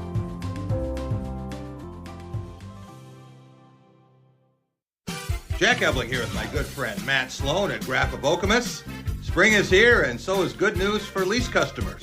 You got that right, Jack. Pretty exciting news, both at Nissan and Chevy. We have a lease pull ahead starting right now. So if you're bored with your lease, too many miles, close to too many miles, you just want to get out because of a high payment, bring it in. We'll get you out of your lease and get you into something more exciting. Stop and see Matt and the gang at Graph of Okemos. They're making friends. So, it's been a while since you've had your jewelry cleaned and inspected, right? Where will you go and who will you trust with your most valuable and treasured heirlooms? At Meadowar Jewelers' 4 locations in Lansing, Okemos, Jackson, and Portage, jewelry isn't just our job, it's our passion. Each and every piece entrusted in our care is thoroughly inspected by our trained staff against damage or normal wear. And we offer you, our customer, the highest level of quality on repairs and custom designs. Whether it's worn out prongs, channels, or shanks, it's all handled with incredible care. Meadowar Jewelers in Lansing, Okemos, Jackson, and Portage want to help you preserve your memories and offer you options on creating new ones. Come in today for the cleaning and inspection of your jewelry. We continue to work hard every day to earn your confidence and trust.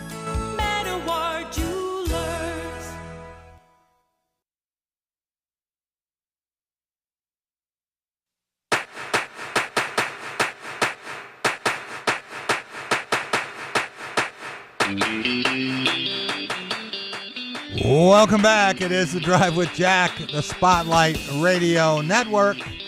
Live today at our beautiful Spotlight Studios facility, 105 West Allegan. Hope you're watching us on YouTube. Hit the subscribe button. You'll know every time we're in studio, and I think we're going to be here a little bit more now, at least for a while. I want to go back to our phone, Alex, and welcome in Jim Stark, one of our Detroit correspondents, does a great job, especially with the Tigers and the Pistons. Any trades for the Tigers this afternoon, Jim? No, but they did pull out Casey Mize from the starting slot tonight as a pitcher because they don't want him to get hurt, because I'm sure that something's coming. Where do you think he will next take the bump? Where is he going to land? You know, we have been so focused on Skubal, no one's talked about Mize. And Mize is having a really good year. And you know what? Any of the 6 teams that are looking for starting pitching in the could get him, because he'd be a lot more reasonable get than Skubal, obviously. Now, he's had an injury history, but still, I wish the Tigers would keep him, frankly. I think he's a much better value at the price you're going to pay for him than Skubal is.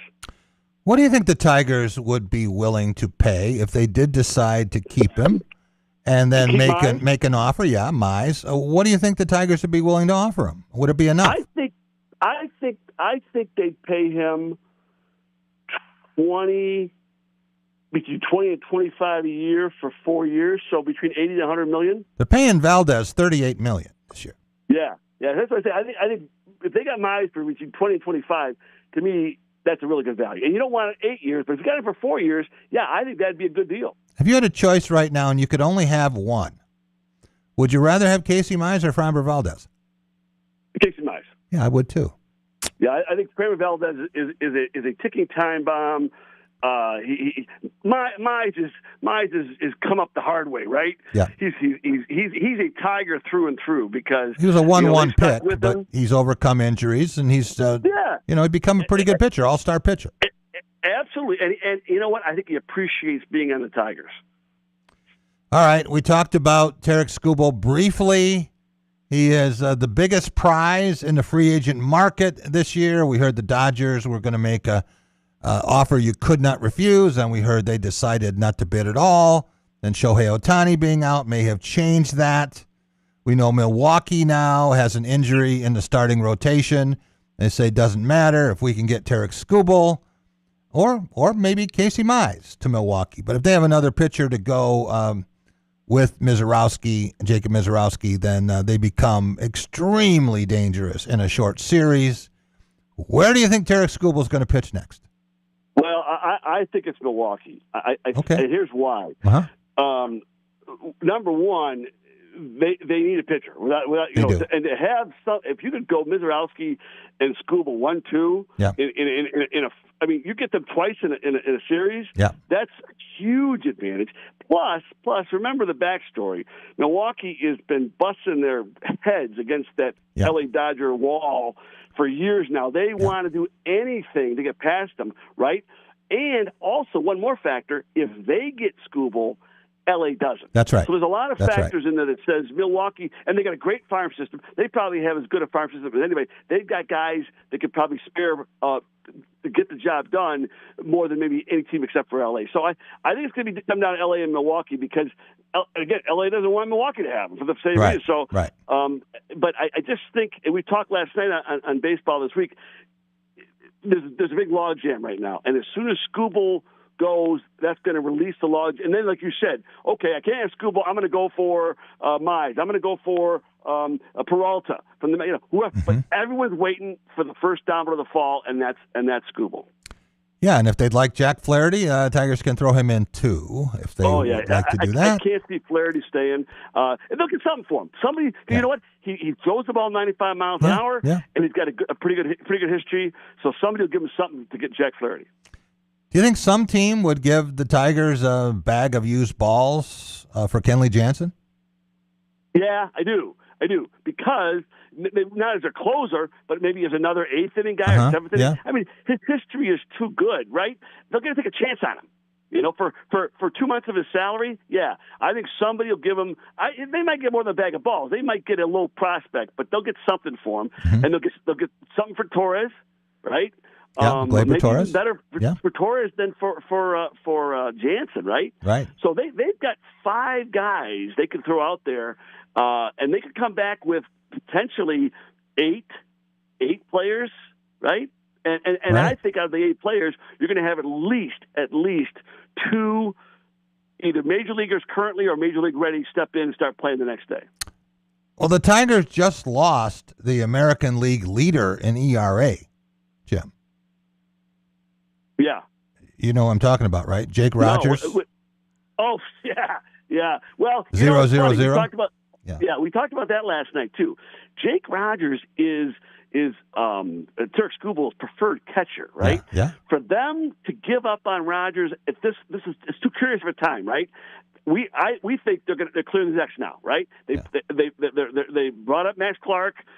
They're now looking at the future, and that means Skubal is part of the past. Yeah.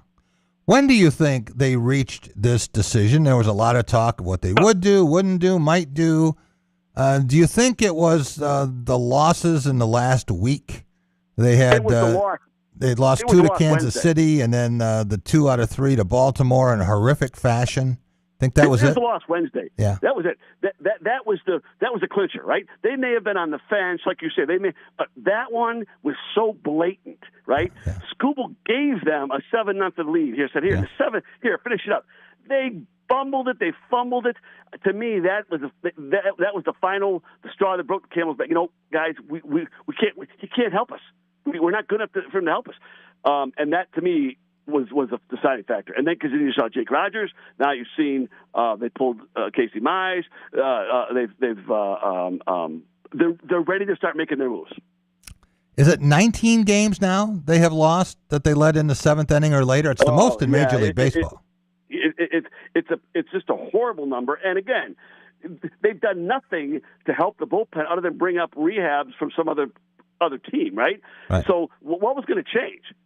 Good. Skubal goes out and throws you a 7-inning shutout.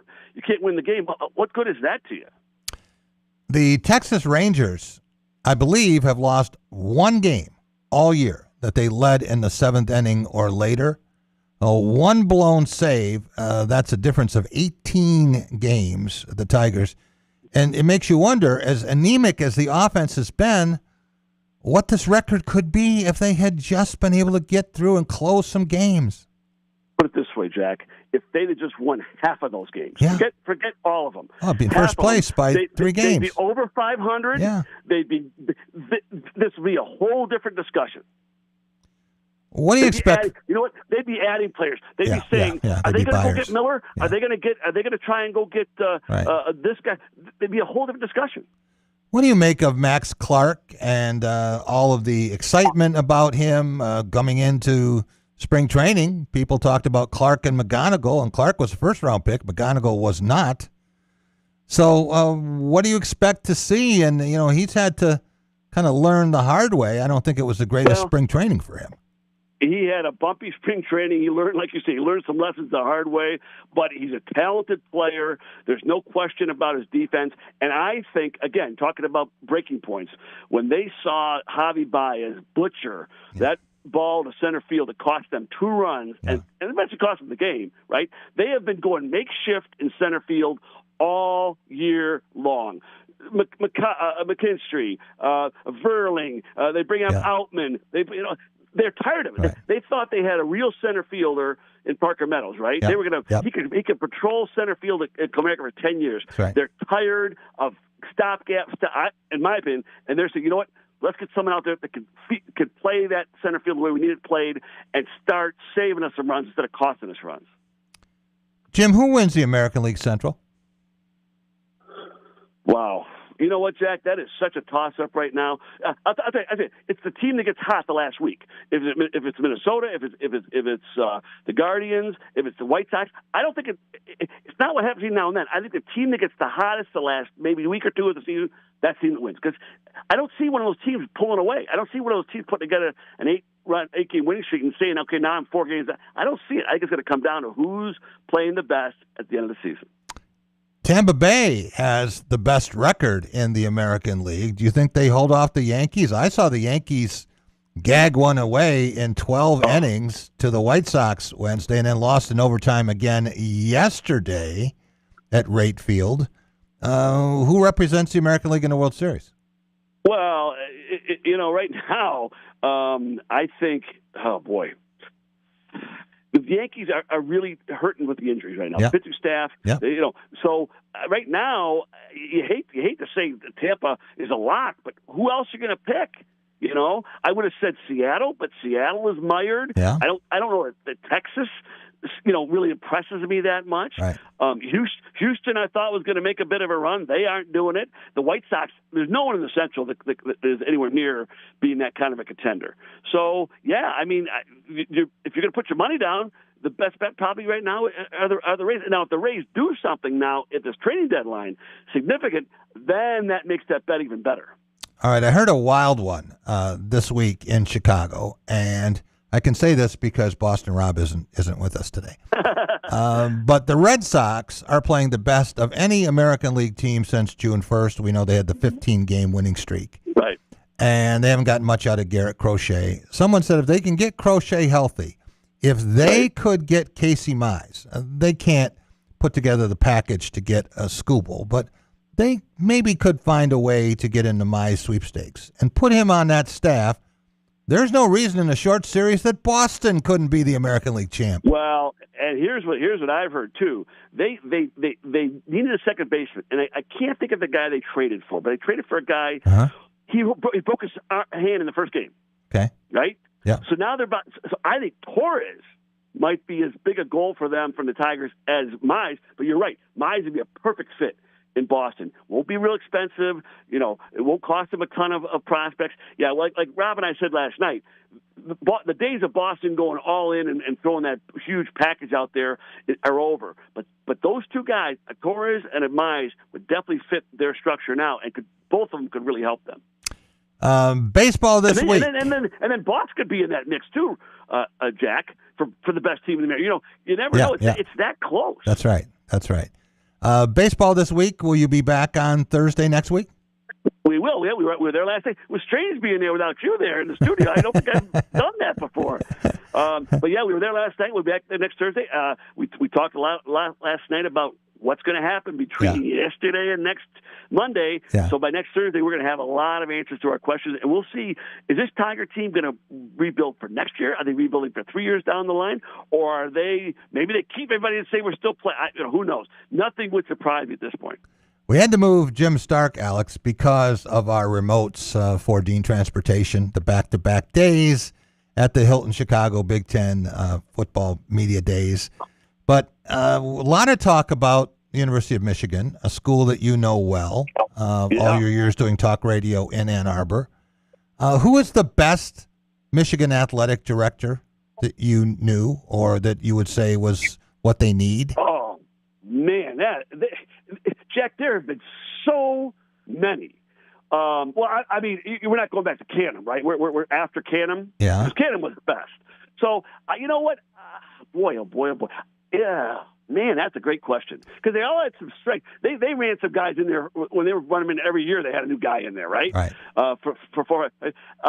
Then, it wasn't Ward Manuel, though, right?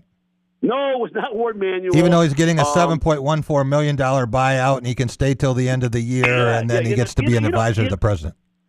I almost want to say the Domino's guy. Help me out with the name. He came from Domino's. And he was a former athlete there. He was head of Domino's. And he went. Who am I thinking of? I can't think of his name. He might have been the best AD at getting things done. Okay. Right? He knew how to make money. He knew, but they were just running guys out. They always wanted a Michigan man, right? Always wanted a Michigan. It's always been a Michigan man. That hamstrung them. Right. I mean, they have not had an AD there in their history who wasn't a Michigan letterman or a coach or someone in administration. It's always been that. And we talk about Don Canham, and of course, he's one of the most famous ADs of all time. He hired Bo Schembechler, and he revolutionized sports business there. Transformed it, yes. Monetarily, sold all the seats in the stadium, really introduced a lot of things that made Michigan football and Michigan athletics what it is today.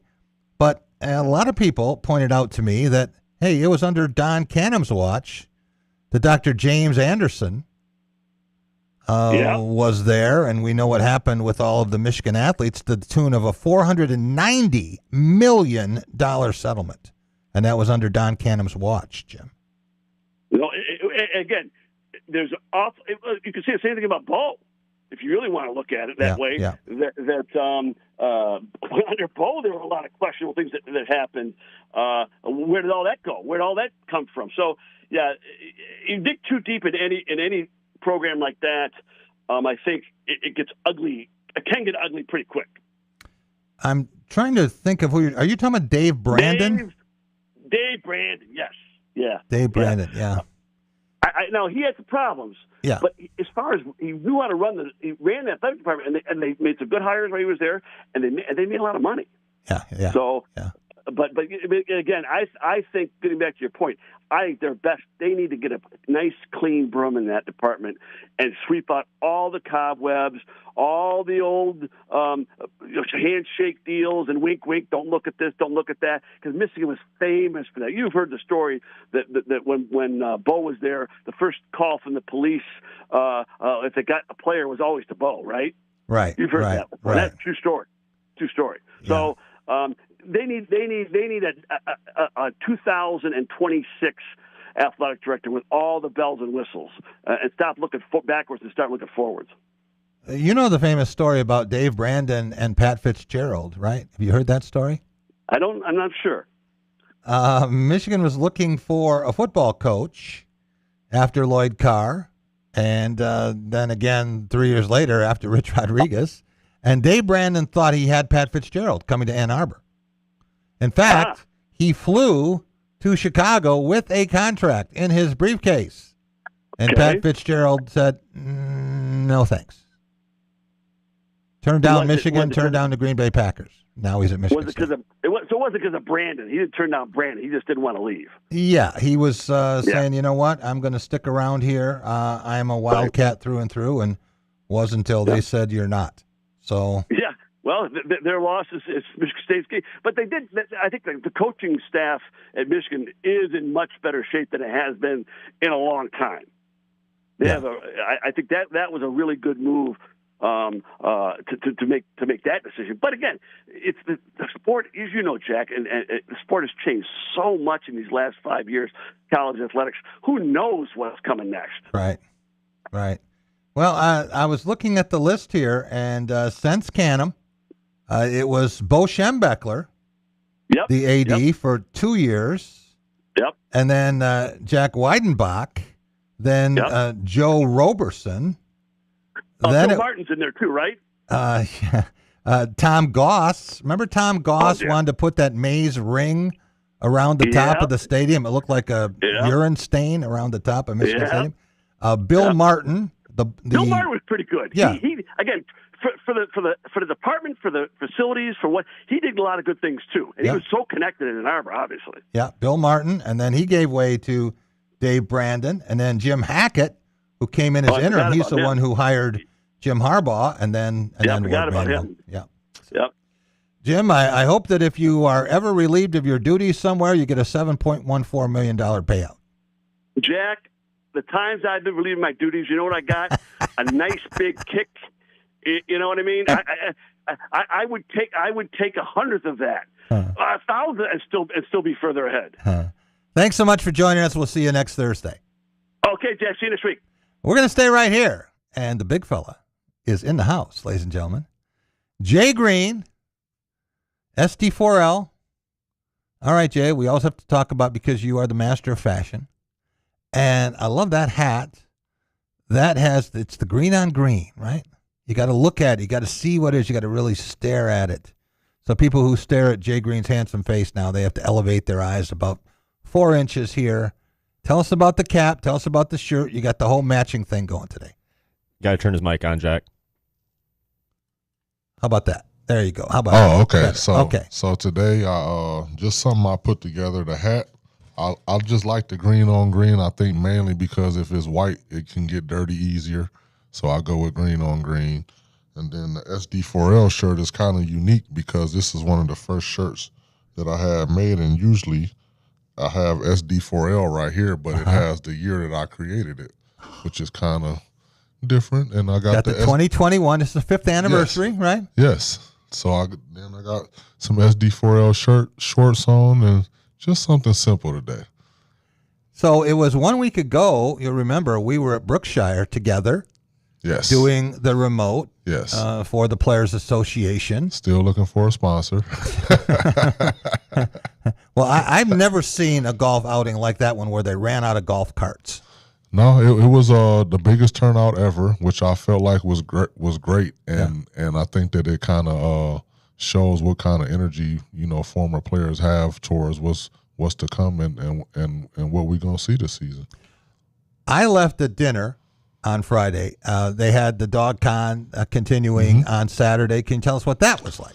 Oh, that was great. So we actually were able to hear from the offensive coordinator, defensive coordinator, just kind of about their strategies and philosophies and how they'll do things moving forward. It's just kind of one of them things that they give us information, so when we seeing things on the field, we kind of understand what's going on as a family. Pretty much is kind of what it is. And we had a chance with LeVar Woods there, special teams coordinator, and some of the praise he got in Chicago. People saying, how did Michigan State get him away from Iowa? I mean, he was an Iowa player. He was an Iowa coach. They had groomed him. A lot of people thought he might take over for Kirk Ferentz. And here he is at Michigan State. Yeah, I don't really know how it happened or even really care how it happened. I'm just glad that we got him. Now, I think that the thing is going to be holding on to him. I think, when somebody is coveted like he is, you always got people pulling at him. So, we got him, and now hopefully we can get as much out of him as we can, and then before somebody tries to take him away, which I'm sure is already starting. Who would you have loved to talk to if you'd been with me in Chicago? Is there a non-Michigan State coach or player you would love to have interviewed? Would you like to talk to Dante Moore? Would you like to talk to the new coach at Penn State or UCLA? No, not really. No, I'm just really interested in what's going on here. Yeah. Truth be told, like I when we are playing those guys, and of course I'm a fan of college sports. Sure. So I like to watch, but I would have liked to have talked to our guys who were there. As far as just interviewing and having a conversation as far as their mindset and what they kind of expect for this year. But outside of that, here's why I find the Chicago kickoff meetings, media days, so important, right? It's hard enough to know how the team you cover is going to be because we don't see them, and practice is not really telling you much, right? But you have no idea what the competition's going to be. So you can think you're doing really well, and then you find out a lot of teams are doing really well. And some of these teams are doing better than the team that you are supporting or covering. So to me, it's always been important to try to talk to or listen to the coaches of the other programs, and then you kind of gauge where everything is, where your team slots in. No, I think that's definitely important, but I can't withhold that much information, so it wouldn't have did me any good to talk to him anyway. You weren't storing up information for the Rutgers game, right? No, not at all. No. Well, it's a wild scene, Jay. I wish you could be there one time to see it because they have Radio Row where we are, and they have all these tables. We were position 17, which was a great spot right near the door. Oh. We had the banner, which you have raised. Yes. At Brookshire, right? Yes. It took that. We got that thing to stand up straight finally. Right? Learn from your mistakes. Book on it. Yeah. So we had that, and then everyone could find us because it's a massive I can only imagine. Right. I've seen some videos of the festivities, and it really looks. I saw an interesting video today. I don't know who the guy was, but he was the coach from Michigan was doing a press conference, and he was asking for any question, and this guy raised his hand to ask a question. And then he was about to ask it, and they cut him off and escorted him from the stage, which I thought was interesting until I looked and saw the guy, I think, had on like a Central Michigan polo shirt, and I'm assuming a Central Michigan hat. I'm going to have to find it and send it to you. It wasn't Connor Stallions, was it? No, I don't know. It wasn't Connor Stallion. I don't know who the guy was. I just thought it was interesting. That somebody maybe going to ask a wise-ass question? I'm sure.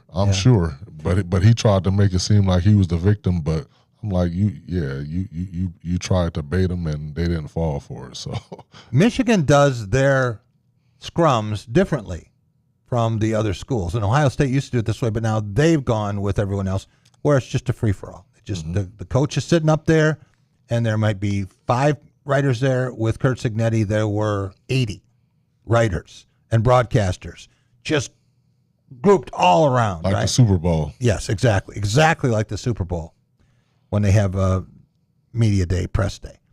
So Michigan calls on the writers to ask a question. You can't just ask a question. Like I got 2 questions into Curt Cignetti just by being a big mouth, right? I just talk and they talk over everybody. So in Michigan, you can't do that. You have to wait to be called on to ask a question. Oh. And they certainly weren't going to call on anybody wearing Central Michigan gear. No. And like I said, once I saw what he had on, I totally understood why it happened. It was just, strange that happened and the way that it did, and then he tried to make himself the victim. So it was just very interesting. But it felt like kind of like a normal thing as far as today goes. People do stuff, and then when it blows up, they kind of paint themselves as the victim. So yeah. What do you think it would mean if the Big Ten could win a 4th straight national championship? I think it would mean Curt Cignetti would look like a genius again because he made a bold statement, which was true, though. People look at the stuff that he said, but I feel like the one thing you can't say is that he's off on, what he's saying. So the statement that he said is true.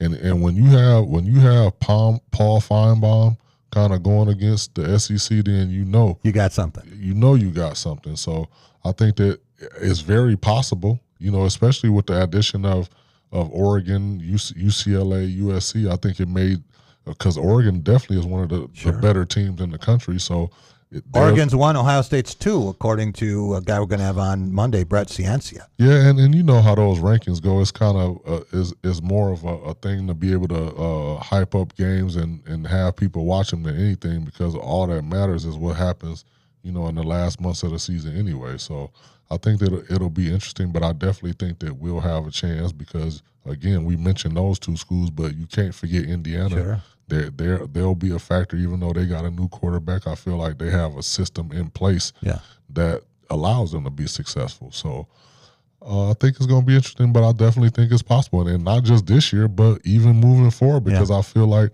when recruits see that, that's kind of where they want to be. Is where people are winning. That's the hot school now nationally. Yes. So it's interesting when you look at the SEC for so long dominated. And now to have 3 different schools. It's not like one school. Ohio State had won 3 times. You had 3 different schools, and it could be 4 if Oregon wins this. And I said earlier that my goal for this season, my big hope, was that you would have 2 Big Ten teams playing for the national championship with all SEC officials. So the refs would be representing the SEC, but the teams wouldn't be there. That would be interesting, but I think they would lose their mind if we win another one. I mean, it's bad enough that we done won 3 in a row because they were, the kings of the mountain, so to speak. But I think that NIL has kind of even the playing field to where they can't be as dominant as they were, because now the money is spread around legally, and we can do the same thing that they were doing, and that's what's happening. It was interesting, Jay, to hear Ryan Day say, no, we don't want governance. We don't want the Congress to get involved in this. We just want to have the free market. Let it go. Of course, he's got everything advantage you could have, right, at Ohio State. Yeah. Nobody can outbid him. And Michigan, conversely, Kyle Whittingham, and maybe he was still kind of in the Utah mindset, was saying that it's going to change. He called it NFL minor league. He said that there has to be a salary cap and collective bargaining and unionization, those kinds of things. So, in the past, Michigan's been a have-it-all. But now they're kind of on the idea of doing what's better for more teams, I think. No, sound like PSOC to me in the grand scheme of things. Sounds like PSOC to me. But no, I think that at some point you gotta, because you can't stop what has happened, but you can kind of reel it in a little bit to make it fair for everybody, especially as far as contracts and things like that, because you got guys who are taking money and kind of skipping out, and then you got the schools trying to sue them. So I think eventually cooler heads will prevail, and they'll come together. I even saw an article today about 100 women's college basketball players are pushing to get a union. So this is definitely a thing, and I think eventually, like I said, it'll happen because it's just like pro sports. Everything is like pro sports except the contracts and the structure. Yeah. So it only makes sense that it happens like that, because you gave it a name a long time ago, and I think that name is going to come to fruition. Jay, does the number 35 mean anything to you today, besides it was Tico Duckett's number? Number 35. Okay. I've been waiting on this. I know exactly what this is. 35 days until kickoff. Yes. I've Jay been waiting Greene, on he's on it. Usually I get it around 100, but 35 I had to think about it. This is Friday, and yes, 5 weeks like that. And the other, so we mentioned the golf outing and the con. That's always what kind of get my juices ready, because I know the camp isn't far, from being started, and then the season is right around the corner. So 35 days. I like that. Yeah, it won't be long, and practice next week, and Michigan State going back in dorms. No, that's huge. I mean, that I think, because us as former players, well, I know from our era we call it camp, and people always ask me like, why do you all call it camp? And I'm like, because it's really camp. You go in the dorms, you stay together, you eat together, you do everything together. So it's like camp. So, I think the fact that staying in their luxury apartments. No, I think the fact that they're going back, that says a lot about the culture that he's trying to build. I saw another video today about him explaining what he's going to do with the number 1. Yeah, which I think is very interesting. You like that? I love it. Again, he's setting the culture, and I think that his thing is that everybody is the same and no one is more important than anybody else. But again, from seeing all of the things that he's been doing, I'm excited to see what's to come, because only good results, I feel like, can come from the things that he's been putting in place. Who do you think the players would vote for or recommend if they only put one name forward? For me, I would think Jordan Hall. Yeah, I would too. Because from what I understand what it's about, I think a guy that came in highly touted. This is his fourth year and fourth different head coach that he's played for, and I'm sure he had offers that he could leave and go somewhere else. But how many guys play for 4 different head coaches for? I would venture to say he might be the first. He might be the first, at least that I've ever heard of, because especially staying at the same place, because usually when coaches leave, guys tend to leave too, but especially high caliber guys. But he, has stuck it out, and I think that he is the one that epitomizes what this is supposed to be about. He is the only member of the 2023 incoming class who is still here. The only one. So he could be the answer to the trivia question. How many players have played for 4 different head coaches at one school? It could be Jordan Hall, period. Yes. No, it could be. But when you think about that, and so that means you got to learn 4 different schemes, 4 different ways of doing things, 4 different, and it's just not on the field, it's off the field, because 4 different cultures, like it's a lot that goes in that. So I would say that he definitely epitomizes what they're looking for in that kind of player to represent the number one. All right, very quickly, what do you hear in terms of an athletic director? Interviewing continues. I don't know where it is. If you don't know, I definitely don't know. I know some people have been interviewed. I know some people have I know had that they've successful conducted interviews as far as a timeline. Yeah. The only thing that I can say that I think the timeline has shortened because we still have our president. So I think that's a thing that sped up the timeline. Right. I'm sure that before the season start, within 35 days, I think we'll have an announcement of who that may be. I think there's at least one more candidate. Maybe hasn't had his day. We'll see about that. Who knows? Could be more than that. But right now, they've had a lot of different ways they can go. They've looked at an incumbent or a guy who's short-term, interim AD, right?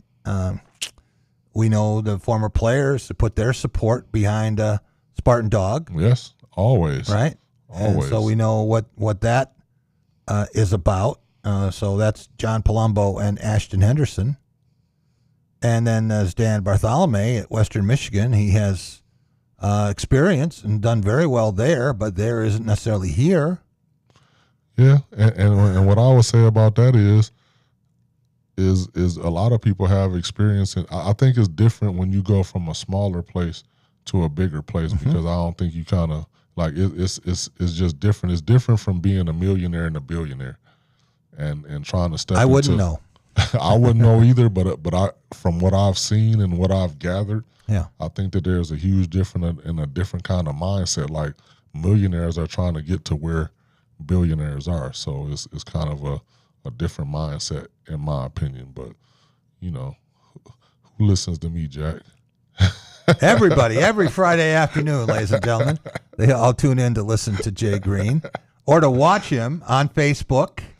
And if you don't know what we're talking about with Jay's Clothes, you got to watch him on Fridays, right? So you can get this. And you can, I forgot. I'm sorry. What? Are we on? Are we on the? Yeah, we're good. Okay. All right. So. Okay. I got that. They got the dog there. That's good. I like it. Got the shorts with the logo. Okay. You got the block S on the gray. You got the green and gray. Yes. Gray is an auxiliary color for you, right? You got green, white, black, and just a little bit of gray accent. So gray is and. So I've actually learned that it's called I can't say it. It's anthracite. Thank you. Yeah. Thank you. That's why I hang out with people smarter than me, so they can help me with that. So that's what is not gray, is that. Okay. So. Okay. Fair enough. Great to see you again. Thanks for coming in studio. Always. Yeah. Jay Greene, proud Flintstone, and he is our anchor every week on Friday. Want to thank all of our guests. And Alex, thank you for filling in twice this week, right? You were here last Friday and then Monday. So 3 of the last 6 shows have been courtesy of Alex Heward. Boston Rob will be back on Monday. Looking forward to that as well. Want to thank Anton Bonke for joining us. 7'2", 270 pounds. Graduate student at Michigan State and an open water swimmer. Didn't know that. I want to thank Adam Rittenberg from ESPN.com, one of the best at covering the Big Ten. You read his work, you'll be a lot smarter, and you'll know a lot more when you go to tailgates. Connor Earegood of the Detroit News.